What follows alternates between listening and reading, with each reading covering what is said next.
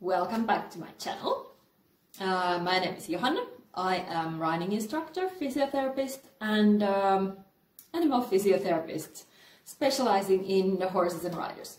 Today in this video we are talking about rising trot / posting trot. This is a subject that's really, what's that word?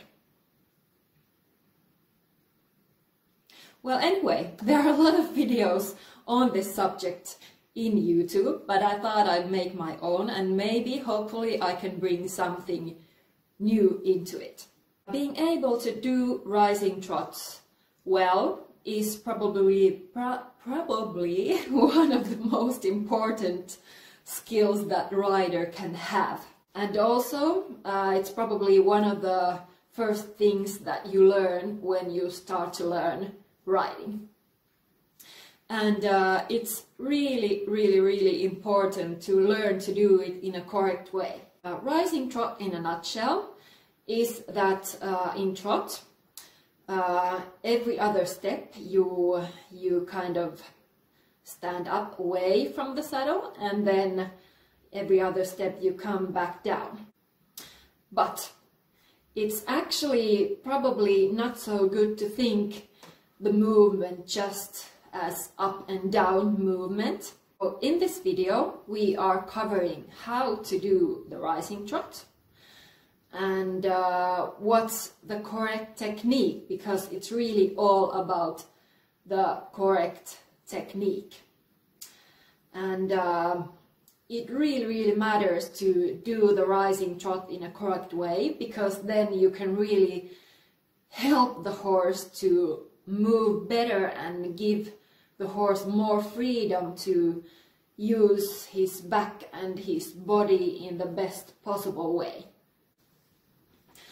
And a rider that's not in balance and can't do the rising trot in a good way, then it can actually make the horse's job a lot more difficult. And the horse probably cannot move as well as it could otherwise. So that's why it's so important to learn to do the rising trot as well as possible. And also in this video we will talk about some of the most common mistakes that riders make in rising trot and how it affects the horse also. We often think, just like I said before, that the movement it's just, you know, we're standing up and then sitting back down. But in this next clip I will explain why it's not so good to think that way and what would be a better way to think about the movement. So now, let's do an exercise. If you have seen my shorter video about rising trot, then you might know what this is. So take a riding position, so kind of like you were riding, but you're standing on the ground, like this. And now, how would you start to do rising trot from this position? Would you do it like this? Most riders do it like this when I ask them to do this exercise.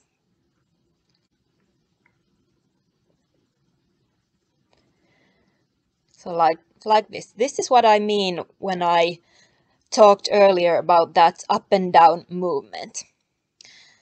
So it would be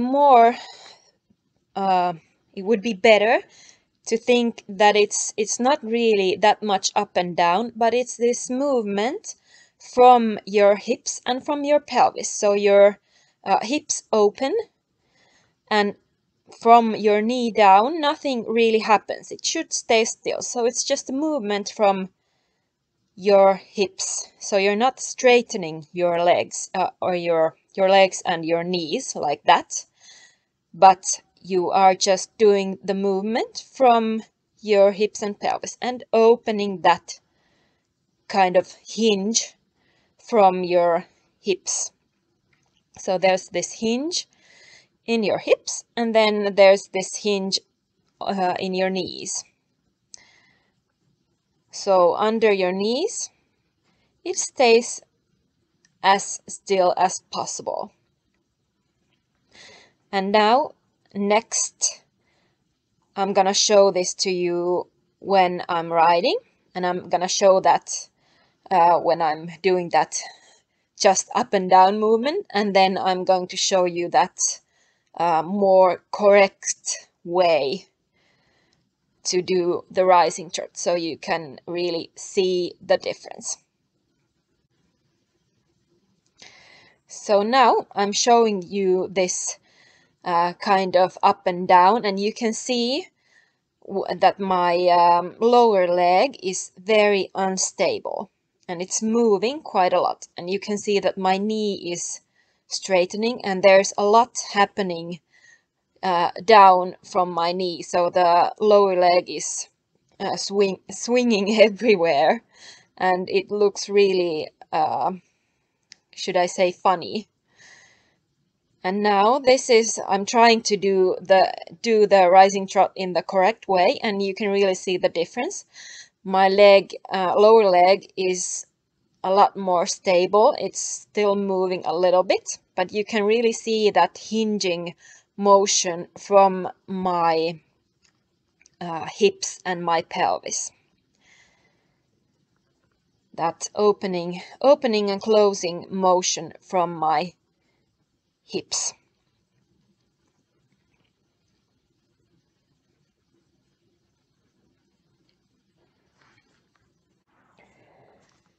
And here's another mistake. So that is like hollowing your back too much. So you're not really doing that hinge from your hips. It stays kind of closed in front of the hips. You should be doing it like this, opening the hips and closing, opening and closing. And now I'm going to show you again when I'm riding. I'm sorry it's a little bit far away, but you can see soon when I come closer to the camera. So my back is really hollow, and you can see that there's a lot of tension, especially in my upper body. And it's gonna affect also the connection with the bit, and it's gonna make it a lot more tense. All my hand and my connection with the bit. And here's still another mistake. It's this, that you come up and then you kind of fall down into the saddle, so the rider is not in balance, and that's gonna really put a lot of strain on the horse's back. And often it's because the rider's leg is too much forward, so you cannot be in balance. You can see that I cannot really stand when I put my legs too much forward. I really need to have my feet under my center of balance. I'm going to show you a couple of exercises also later. So here I'm again riding. So now I have my leg too much forward, and you can see that my lower back is rounding while I'm yes, now I'm doing it. So you can see that my leg is a lot too much forward, and I'm kind of falling down into the saddle every stride, and also the horse gets very tense, and that's why I'm patting him, because he's a little bit confused and thinking what I'm doing.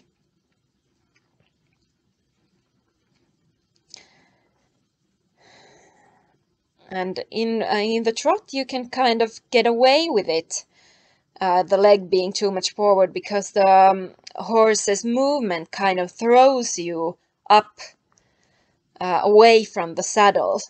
So that kind of helps you to get up, but it's not really good if you're not really in balance. And also sometimes the rider might use the rein for support, and that's not very good either. Here you can see it too.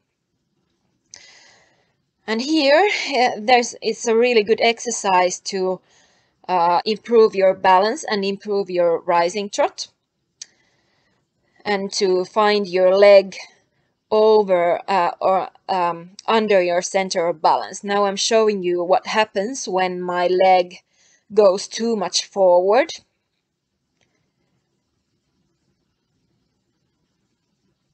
I'm doing it soon. Now I'm doing it again. So immediately when my leg goes too much forward, I fall down into the saddle. I just cannot stand and stay in balance. So I really need to find my lower leg under my center of balance. And also I don't want to put too much weight on my heels and put my heels too much down. Here is a great exercise that you can try without a horse. You need a little bit higher stool or something like that. And now when I'm sitting like this, with my feet this much forward, I really cannot stand up unless I lean this much forward. Now I can stand up. But it's really, really difficult. And what I want to do is I want to move my feet under my center of gravity. So I have that straight line from my heel to my shoulder and my hip and my heel. And now I can do this hinging motion from my pelvis and from my hips with staying in balance. And this is something that you can really try and practice, and what you can do at home or really anywhere. So you really need to control the movement up, but also coming down. You don't want to fall down into the saddle like this or into that stool. You want to come down, you want to touch the saddle or stool and then come up again. You can think that there are needles down in the saddle or on that stool, so you don't want to put too much weight on there. You just touch and then you come up. So it's this controlled movement all the way up and all the way down.